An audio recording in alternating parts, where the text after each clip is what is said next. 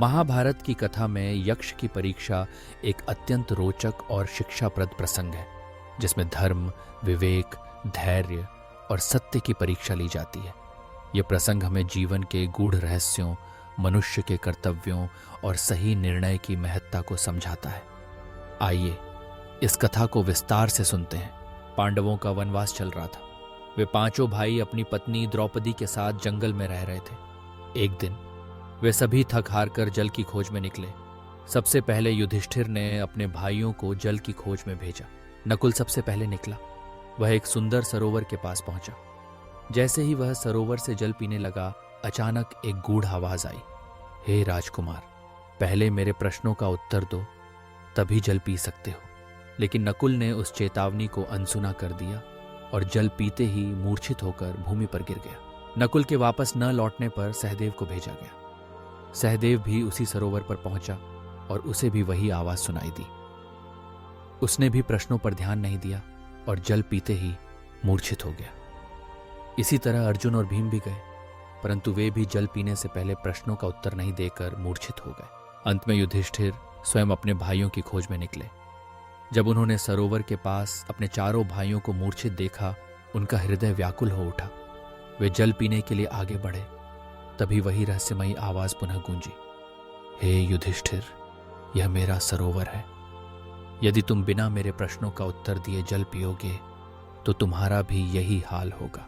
युधिष्ठिर ने संयमित स्वर में कहा, हे अदृश्य प्राणी, आप जो भी हैं, कृपया अपने प्रश्न पूछिए।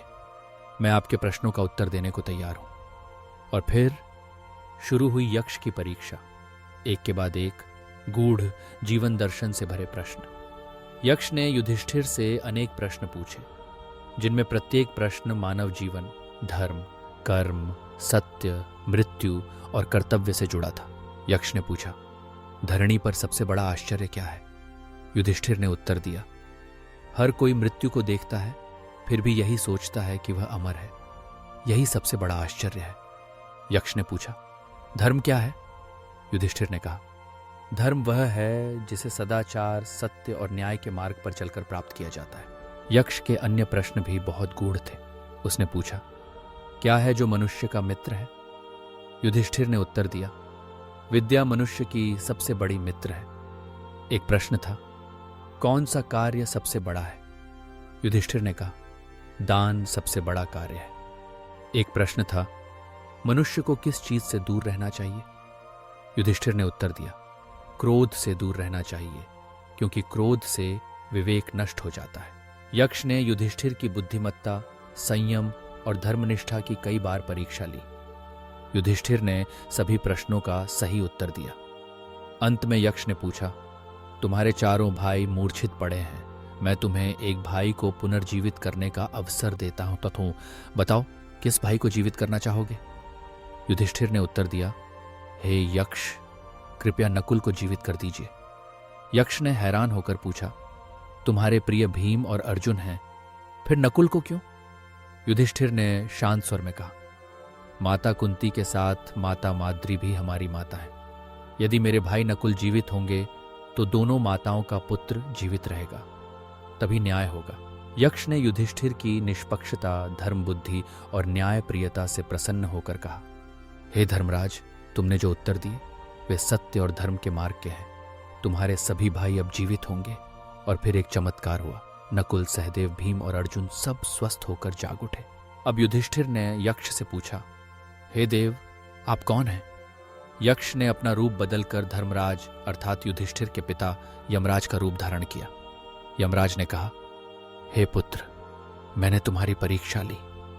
तुमने अपने भाई बंधुओं के प्रति न्याय, धर्म और सत्य का पालन किया। यही सच्चा धर्म है। यह प्रसंग हमें गहरी शिक्षा देता है। जीवन में जब कठिनाई आए तब विवेक, धैर्य और संयम से काम लेना चाहिए। धर्म का मार्ग कभी आसान नहीं होता, परंतु जो उस पर चलता है उसे अंततः विजय और मुक्ति मिलती है। यक्ष के प्रश्न हमारे जीवन से जुड़े हैं। मृत्यु का रहस्य, कर्म का महत्व, ज्ञान की शक्ति, क्रोध की हानि, सत्य की महत्ता। युधिष्ठिर ने दिखाया कि सच्चा धर्म वही है जिसमें सभी के प्रति न्याय और संभाव हो। यक्ष की परीक्षा केवल पांडवों की नहीं, बल्कि हर मनुष्य की परीक्षा है। क्या हम अपने जीवन में सही निर्णय ले सकते हैं? क्या हम कठिन परिस्थितियों में धर्म और सत्य का पालन कर सकते हैं? क्या हम अपने स्वार्थ से ऊपर उठकर न्याय कर सकते हैं? यही प्रश्न, यही परीक्षा हर किसी के जीवन में आती है। महाभारत के इस प्रसंग में युधिष्ठिर का संयम, उनकी धर्मनिष्ठा और उनके उत्तर आज भी उतने ही प्रासंगिक हैं। यक्ष के प्रश्नों को पढ़कर और उनके उत्तरों को सुनकर हम जीवन के गूढ़ रहस्यों को समझ सकते हैं। हर उत्तर एक जीवन दर्शन है, जैसे कि मृत्यु का सबसे बड़ा आश्चर्य, या यह कि क्रोध से दूर रहना चाहिए, या यह कि विद्या सबसे बड़ा मित्र है। ये बातें हमें जीवन जीने की राह दिखाती हैं।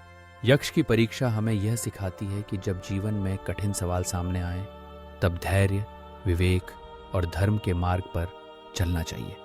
जो व्यक्ति न्याय और सत्य के साथ आगे बढ़ता है, उसकी जीत निश्चित है। पांडवों के वनवास की यह घटना हमें बताती है कि बाहरी परिस्थितियां चाहे जैसी हों, भीतर का धर्म और सत्य मनुष्य को महान बनाता है। इस कथा का अंत एक सुंदर संदेश के साथ होता है। धर्म की रक्षा करने वाला स्वयं भगवान की कृपा प्राप्त करता है। युधिष्ठिर ने अपने निर्णय से दिखाया कि धर्म और न्याय ही सर्वोपरि है। यमराज ने स्वयं उन्हें आशीर्वाद दिया और उनके भाइयों को जीवन दान दिया। इस प्रकार यक्ष की परीक्षा केवल एक कथा नहीं, बल्कि जीवन का मार्गदर्शन है। यह प्रसंग हमें बार बार सोचने पर मजबूर करता है कि हम अपने जीवन में कैसे निर्णय लेते हैं, कैसे धर्म का पालन करते हैं और कैसे सत्य के मार्ग पर चलते हैं। यही महाभारत का संदेश है, यही यक्ष की परीक्षा की सीख है।